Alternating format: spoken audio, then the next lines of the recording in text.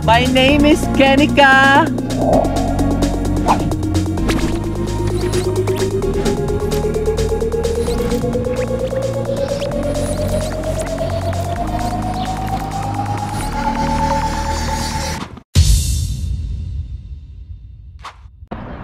Hello, dreamers!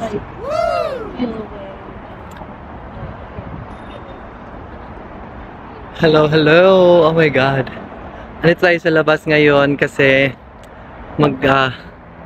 lalabas tayo ng out of town. Ang problema is wala na yung train natin.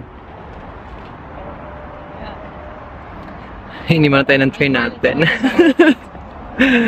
Ano kasi ngayon, Caribana Festival. So isa din siya sikat, isa sa mga pinakamalaking festival ng mga Latino dito sa Northern America. Yun ang sabi. So one po, I'm like 10 seconds late.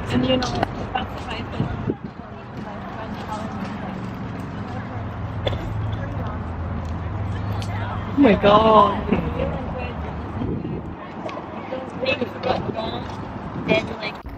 Isa pong malaking Caribbean festival ang Caribana. Isa ito sa pinakasikat na festival dito sa Toronto na ginagawa tuwing summer. At ayan po yung mga participants, yung mga ano lang to sila ha, mga audience lang to pero outfit na outfit talaga. So yan, na-miss natin yan kasi paalis tayo ng downtown. Pero sila, pupunta sila sa exhibition center, exhibition place kasi doon gagawin ang parade ng Caribana. So our train is here. This train goes all the way to the end side of Lakeshore West.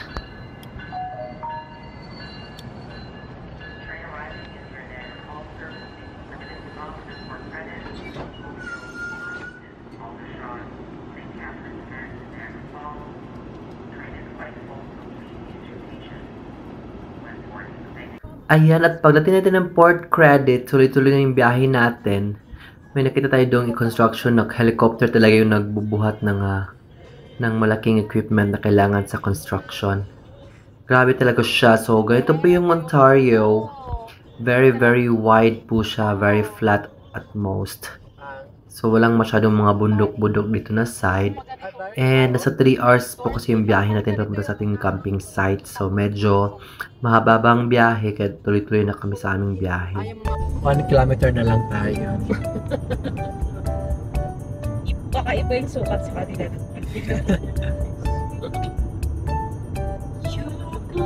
Puro puno.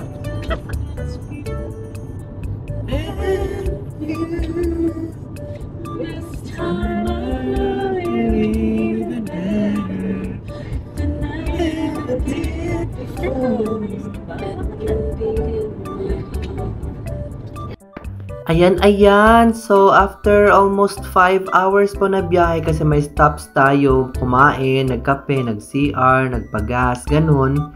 Eh, tuloy-tuloy pa rin po yung biyahe natin. Halos ganito lang po yung nakikita natin sa mga daan dito. Puro lang mga kahoy-kahoy. Kasi wala pa ding fall, so wala pa siyang change of colors. But we are getting very close na po sa ating destination. We are already in the town of Haliburton. Dito po yung Camp Adelaide kung saan camping site siya. At harap niya po yung Black Lake.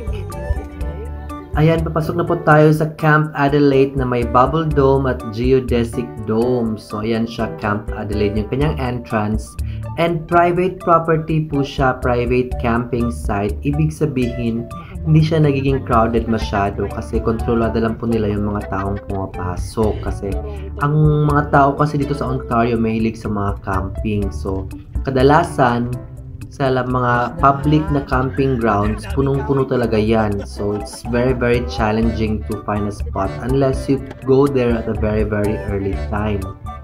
So, kaya ito napili namin. And of course, may mga Instagrammable parts kasi yung Camp Adelaide. Kaya dito yung napili ng aming mga ng location scout namin. So, ayan, papasok na po tayo. Ito na po yung tinatawag na Black Lake. Ito lang yun. Ayan. And may common area po siya for water activities. Where going? Like mga inflatables. Tapos may common area po siya na dome dito sa my left. para sa breakfast area at dining area. Hello, dreamers! I'm with Anna, ang aming designated driver of the day. Yes, The whole babe. trip pala kasi Not just a day. The whole hindi trip. ako makalabas kasi pinagdala ko ng ano. Krista, paano to? Pinagdala niya ako ng Coke. Hindi ako makalabas, guys.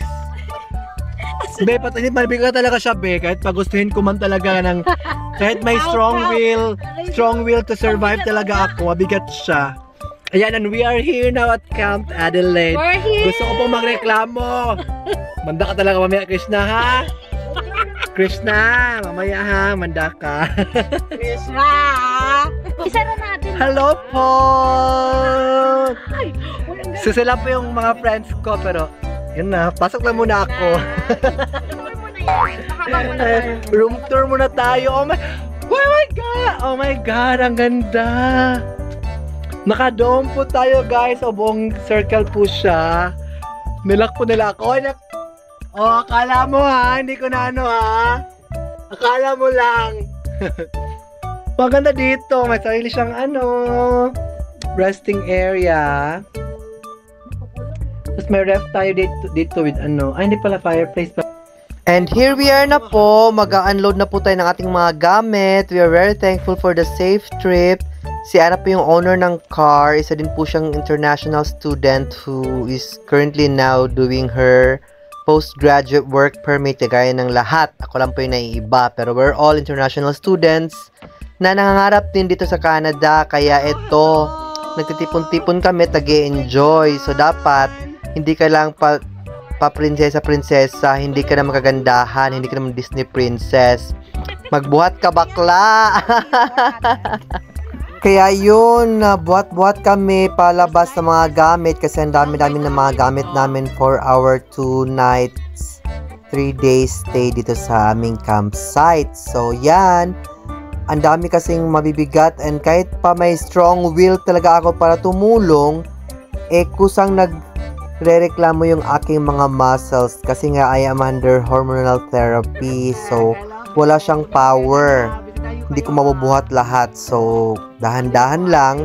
Huwag nating ipilit lahat kasi pwede namang dahan-dahanin. Let's just be patient. At ayan, syempre, this is a very, very nice place. So, of course, I'm very, very excited. And, of course, yung grabe yung kaba tsaka excitement namin to gather together once more for our summer escapade. Halos nagiging ano na kasi to? Halos naging every year na lang kami nagkikita. Once a year.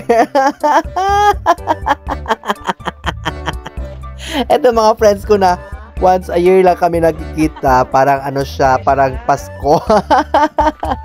Pero syempre, we are all pursuing our different our different passion and different struggles in life. Kaya tuloy-tuloy din ang ating mga eksena sa buhay on our own. But then we are still keeping in touch and trying to catch up as much as we can. Ayan, buhatin mo yan, bakla. Oh, di ko talaga kaya, oh. Tingnan nyo, kaya ko yan siya kapag nung lalaki pa ako. Ngayon, binabae na. Kahit anong pilit, hindi talaga kaya. Kahit ano, kasi yung muscle talaga, walang lakas. Hindi na sa pagiging tamad or mapili, pero talagang walang lakas. So, hindi ko na siya mabuhat. So, we have to ask the boys para buhatin yung mga mabibigat na mga gamit, kagaya ng mga food, yung mga lutong pagkain, yung mga minamarinate nila na nakabox. So, talagang mabigat siya along with the other, ibang mga drinks pa. So, ayan na.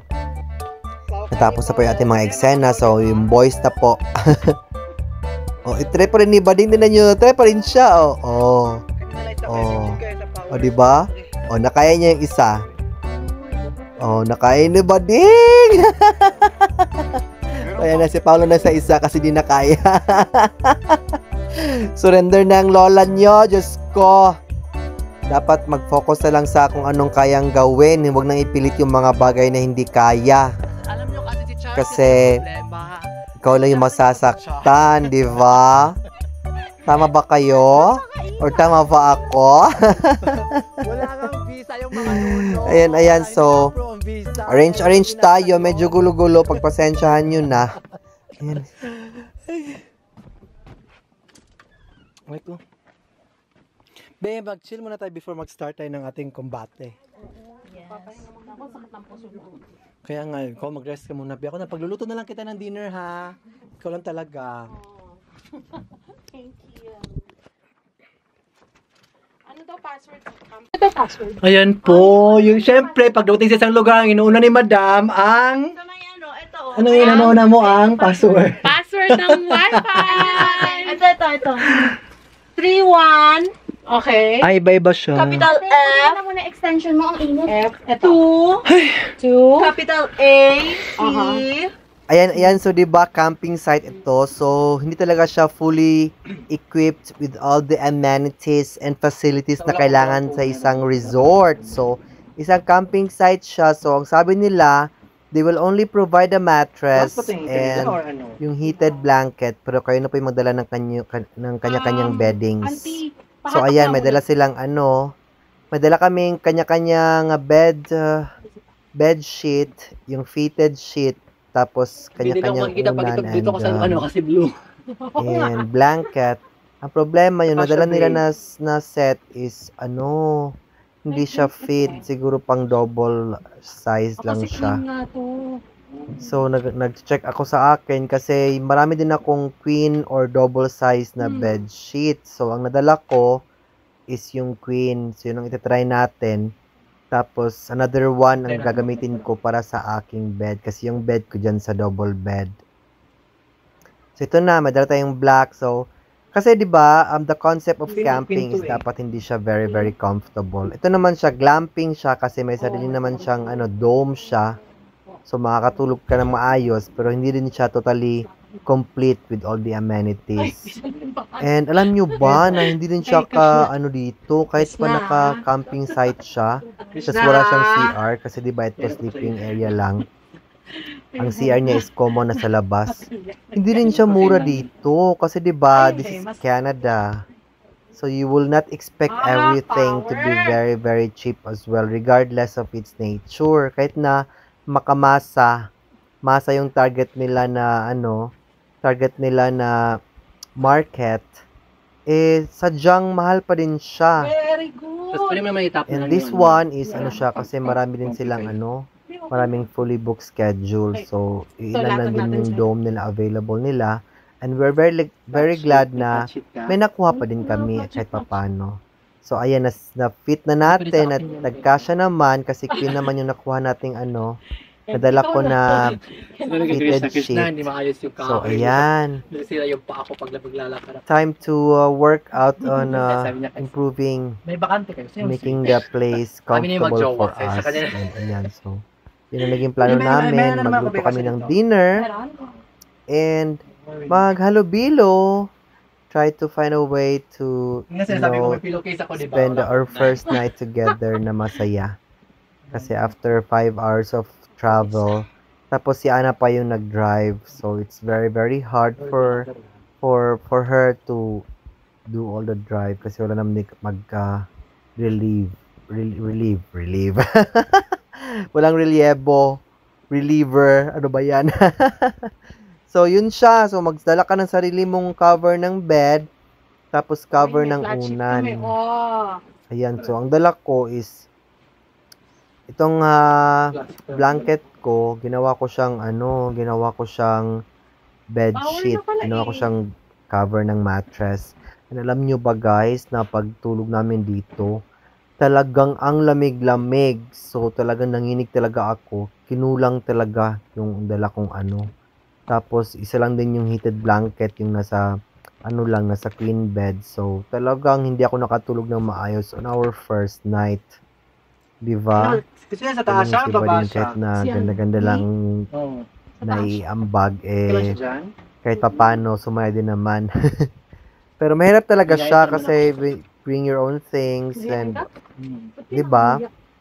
Hindi enough yung ating beddings to give us a comfortable stay. So, yun din ang na-offer ko sa kanila na sinabi ko sa hindi lang po sa mga kasama ko, kundi pati sa management the next day, na hindi talaga ako nakakatulog ng maayos. And I think it's very important na I can find a way na hindi ako lamigin. Kasi talagang malamig siya at night.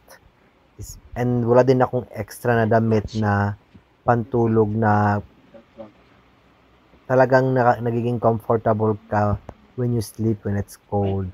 Ayan. So, buti pa sila, marami silang nakaset, nakahanda. Ito sa gilid ba eh? Gilid yan. So, ang ginawa namin after dito is nagluto kami for dinner kasi nakaset na lahat ng pagkain namin, breakfast, lunch, dinner, nakaset na sino magluluto, anong gagawin, ganyan.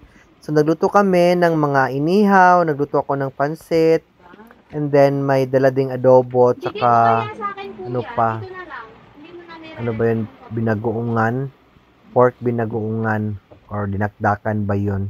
So, ayun na siya. It's a very, very nice day.